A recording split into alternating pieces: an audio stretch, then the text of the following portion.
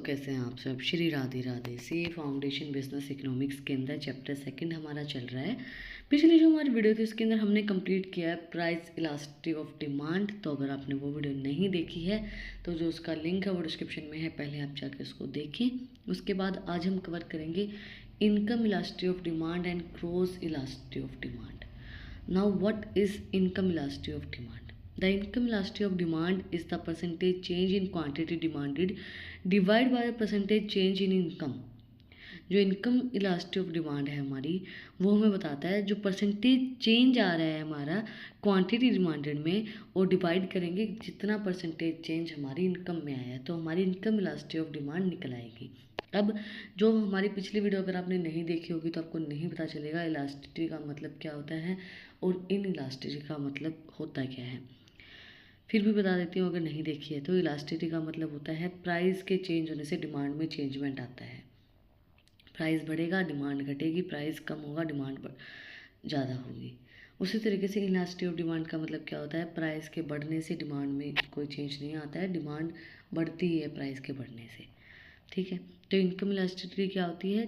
Percentage change in quantity demanded divide by percentage change in income. For more products more of the time the income elasticity of demand is positive. कुछ product के अंदर कुछ time में के दौरान जो income elasticity of demand होती है वो पॉजिटिव होती है। That is a rise in income will cause in the increase in quantity demanded. This pattern is common enough that these goods are referred to as a normal goods. However, for a few goods an increase in income means the one might purchase less the product. For example, those with a higher income might buy a fewer hamburgers because they are buying more sick instead, or those with a higher income might less cheap wines and more imported beers। देखो, जिसकी जितनी income होती है उसके accordingly आपने बोला देखा होगा कि इनकम के अकॉर्डिंगली आप चीज़ें प्रोडक्ट परचेज करते हो। तो इनकम आपकी क्वांटिटी को दिखाता है। जितनी ज़्यादा इनकम होगी उतने ज़्यादा महंगे शौक आपके मिलेंगे। और जैसे इन्होंने एग्जांपल दिया है कि भाई जितनी ज़्यादा इनकम हायर इनकम होगी तो फिर आप हायर इम्पोर्टेड बियर्स को पिएंगे, है ना। और देखो, इनकम के ऊपर ही डिपेंड करता है। अब जैसे जो विदेशी लोग होते हैं, जो अमीर लोग होते हैं, शराब वो भी पीते हैं बट वो महंगी पीते हैं। महंगी शराब ज़्यादा नुकसान नहीं देती है कंपैरिजन टू दिस चिपर जो माल्टा वगैरह जो भी मिलती हैं उनके कंपैरिजन में। तो वही चीज़ डिफरेंस करती है। अब अमीर पीते थे शौक के लिए, अब गरीब पीते फालतू में। उनको कोई दुख नहीं है, कोई ये सब दुख दर्द पीड़ा ये सब बकवास की बातें लगती है मुझे, कि हमारा गम भुलाने के लिए या इंसान थका हुआ है तो उस थकान को मिटाने के लिए सोया जाता है, खाना खाया जाता है, अच्छा खाना खाया जाता है, ना कि शराब पी जाती है ना। बट हम हम यहाँ पे आते हैं हमारी इनकम इलास्टिसिटी ऑफ जो हमारी इनकम इलास्टिसिटी ऑफ डिमांड है। हायर इनकम होने से हायर आपकी परचेजिंग होती है। When the income elasticity of demand is negative, the goods is called inferior goods। जब हमारी इनकम इलास्टिसिटी ऑफ डिमांड जो है वो नेगेटिव है तो उसका मतलब वो जो गुड्स हैं वो इन्फीरियर गुड्स हैं। The concept of normal and inferior goods were introduced in the supply and demand models। A higher level of income for normal goods cause a demand curve to shift to the right for a normal goods, which means the income elasticity of demand is positive। देखो, जो normal goods होते हैं, दो तरीके के goods हमें दिए गए हैं, नॉर्मल गुड्स और इन्फीरियर गुड्स। सप्लाई और डिमांड में दोनों में ही आएंगे ये। हायर लेवल ऑफ इनकम है तो जो नॉर्मल गुड्स हैं वो डिमांड का को शिफ्ट करेंगे राइट में नॉर्मल गुड्स के अंदर। उसका मतलब क्या होगा, इनकम इलास्टिसिटी ऑफ डिमांड जो हमारी वो पॉजिटिव है। Far the demand shift depend on the income elasticity of demand. जिस तरीके से हमारी डिमांड डिपेंड्स करता है इनकम इलास्टिसिटी ऑफ डिमांड, किस तरीके से हमारी डिमांड शिफ्ट हो रही है उसी तरीके से हमारी इनकम इलास्टिसिटी ऑफ डिमांड का जो कवर वो भी शिफ्ट होगा। Higher income elasticity means a large shift. अगर ज़्यादा इनकम इलास्टिसिटी है तो इसका मतलब ज़्यादा शिफ्ट होगा। However, for an inferior goods, that is when the income elasticity of demand is negative। inferior goods के केस में क्या होता है कि जो हमारी इनकम elasticity of demand होती है वो नेगेटिव होती है। A higher level of income would cause the demand curve for the that good shift to the left। अगर हमारी हायर लेवल ऑफ इनकम है डिमांड कर्व के अंदर, तो हमारे जो गुड्स का जो कर्व है वो शिफ्ट कर जाएगा लेफ़्ट के अंदर। और अगर गुड्स हमारे नॉर्मल हैं तो हमारा जो डिमांड कर्व है वो शिफ्ट कर जाएगा राइट के अंदर, पॉजिटिव दिखाएगा। और इन्फीरियर गुड्स है तो हमारा जो कर्व है वो शिफ्ट कर जाएगा नेगेटिव के अंदर, लेफ्ट साइड के अंदर। Now, what is cross price elasticity of demand? A change in the price of one good can shift the quantity demanded for another good.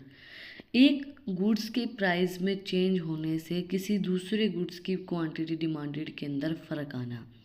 If the two goods are complements, अगर दो goods complement हैं तो, जैसे कि bread and peanut butter, then a drop in a price of one good will lead to an increase in the quantity demanded of the other good. However, if the two goods are substitute like plane tickets and train ticket, then a drop in the price of one good will cause people to substitute to vote that goods and to reduce the consumption of the other good. देखो cross चीज़ें, देखो नाम से हमें चीज़ पता चल रही है, क्रॉस प्राइस इलास्टिक, दोनों चीज़ें क्रॉस होंगी।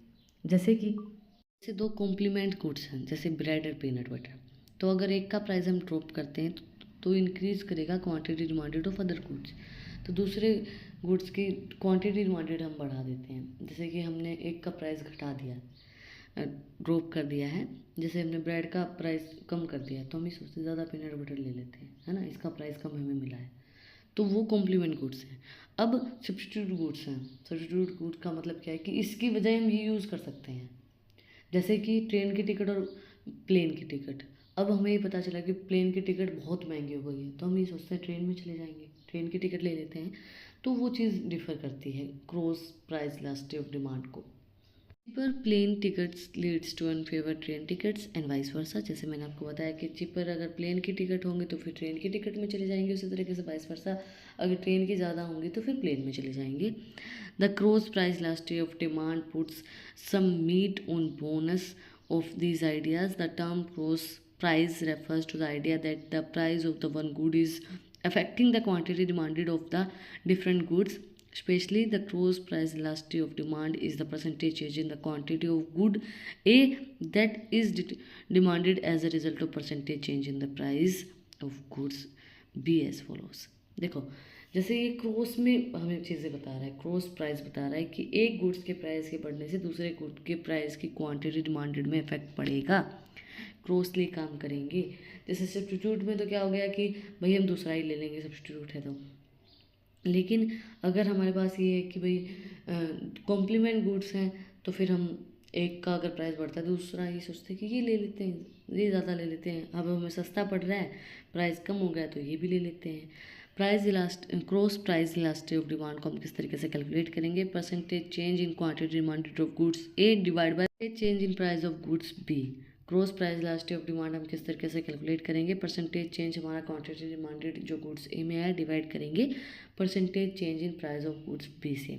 Then substitute goods have a positive cross price elasticity of demand. जो सब्स्टिट्यूट गुड्स होते हैं उनके positive cross price elasticity of demand होता है। जैसे कि if goods A is substitute to for a goods B, अगर ए सब्स्टिट्यूट है बी का तो क्या होगा? जैसे कि कॉफ़ी और चाय होता है, अगर हमें कॉफ़ी नहीं मिलती तो हम चाय पी लेते हैं, चाय नहीं मिलती तो हम कॉफ़ी पी लेते हैं। Then a higher price of B will means है greater quantity of A is consumed. अगर बी का प्राइस बढ़ गया है ना, अगर चाय का प्राइस बढ़ गया तो हम ये सोचेंगे कॉफ़ी पी लेंगे, है ना, तो उसकी क्वांटिटी ज़्यादा डिमांड की जाएगी, उसकी क्वांटिटी ज़्यादा कंज्यूम की जाएगी। अगर हम ये सोचे कॉफ़ी का प्राइस बढ़ गया तो चाय पी लेंगे, तो उसकी क्वांटिटी ज़्यादा जो है कंज्यूम की जाएगी। Complement goods have a negative cross price elasticity. जो कॉम्प्लीमेंट गुड्स होते हैं उनकी negative cross price elasticity of demand होती है। Goods A is complement for goods B. जैसे गुड्स ए है वो कॉम्प्लीमेंट है गुड्स बी के, तो like coffee and sugar, then a higher price of B will mean lower quantity of A is consumed. अगर complement goods हैं जैसे कि कॉफ़ी और शुगर है ना, तो अगर बी का प्राइस बढ़ गया, शुगर का प्राइस बढ़ गया, तो जो कॉफ़ी की क्वांटिटी वो कम होगी, है ना। अब जैसे चाय और शुगर है, तो अगर चीनी ज़्यादा महंगी होगी तो चाय कम पीनी हो जाएगी। घर में लोग क्या कहेंगे, घर वाले, कि चाय नहीं पीते हैं, अब हम छोड़ देते हैं, शुगर ज़्यादा महंगी है, या फिर चाय का प्राइस बढ़ गया है, शुगर सस्ती है, तो फिर ये होता है चाय फिर भी 2 कप होगी, है ना। तो कॉम्प्लीमेंट गुड्स में जो क्या, सॉरी, हाँ, कॉम्प्लीमेंट गुड्स में क्या होता है कि नेगेटिव प्राइस इलास्टिक डिमांड होती है, क्रॉस प्राइस इलास्टिक डिमांड होती है, और जो सब्स्टिट्यूट गुड्स होते हैं उनमें positive cross price elastic demand होती है।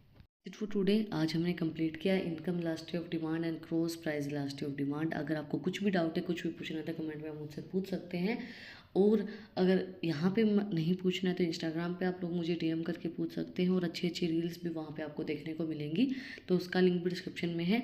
और अगर आपको इन टॉपिक्स की पीडीएफ चाहिए तो टेलीग्राम चैनल का लिंक भी डिस्क्रिप्शन में है, वहाँ पे भी जाके आप मुझे फॉलो कर सकते हैं। और अगर यहाँ तक वीडियो को देख लिया तो सब्सक्राइब बटन पे भी एक मुक्का मार दो, बेल आइकन प्रेस करो, ताकि जो सबसे पहले अपडेट हो वो आप लोग के पास आए। फिर मिलते हैं एक नए वीडियो के साथ, एक नए टॉपिक के साथ। Like share subscribe. Thank you for watching my video and enjoy your life.